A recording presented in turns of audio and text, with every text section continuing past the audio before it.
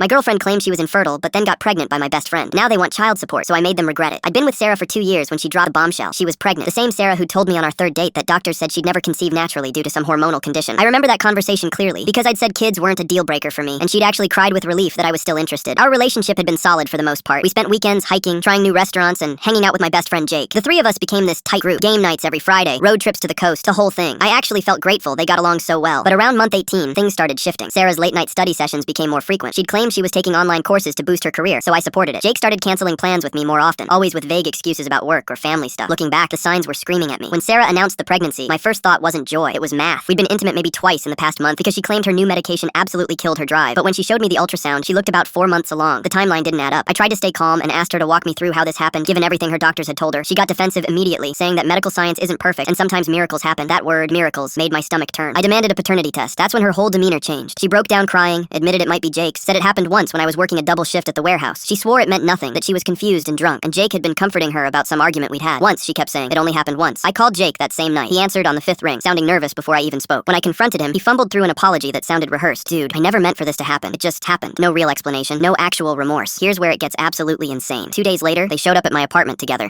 like they'd coordinated this visit. Jake started with, look man, I can't afford a kid right now. I'm barely making rent as it is. Then Sarah jumped in with, you make twice what he does at the warehouse. You've known me longer. You should help support it. I sat there staring at them, trying to process the audacity. They wanted me, the guy they'd both betrayed, to financially support their affair baby because Jake worked part-time at a grocery store and couldn't handle the responsibility. Sarah kept going, talking about how hard pregnancy was, how she needed someone stable in her life, how I'd always been the reliable one. Jake nodded along like this made perfect sense. At one point, he actually said, we'd really appreciate it, bro. I let them talk, took mental notes of every ridiculous thing they said. Then I told them I needed time to think about such a big decision. They actually looked relieved, like I was considering it. What they didn't know, I'd already called my uncle who's a family lawyer. The same day Sarah told me about the pregnancy, I'd reached out to him. He laughed when I explained their demand. Get that paternity test done. If it's not yours, you legally owe nothing. Don't sign anything. Don't make any promises, and document everything they say. I followed his advice to the letter. Started screenshotting their text messages, saving voicemails, keeping a timeline of events. Jake sent me a text saying, thanks for being cool about this situation, before we even had the test results. I saved that one too. The test came back 3 weeks later. 99.9% match to Jake. 0% chance it was mine. That's when I made my move. I forwarded the results to Sarah's parents, who'd been calling me constantly, pressuring me to step up and do the right thing by their daughter. Along with the test results, I attached every text message from Jake admitting the affair had actually been going on for 6 months, not one drunken mistake. Screenshots of Sarah telling Jake she loved him. Everything. Her dad called Jake within an hour. Turns out he'd been secretly helping pay Sarah's rent for the past year, thinking I was some deadbeat who wouldn't commit. He was furious. Cut her off completely and told her she was on her own. Jake's mom found out next. Small town, word travels fast. She kicked him out of her basement where he'd been living rent-free. The final piece fell into place when Sarah's workplace got an anonymous tip about her taking extended breaks to meet up with Jake during work hours. She'd been lying about those overtime hours she claimed she was working. Last I heard, they're both back living with their parents, in separate towns 40 miles apart. Sarah's working double shifts at a diner trying to afford baby supplies. Jake's parents made him get a second job. And me? I'm finally dating someone who doesn't need to lie about basic biology. Someone who's actually honest. It's amazing what a difference that makes.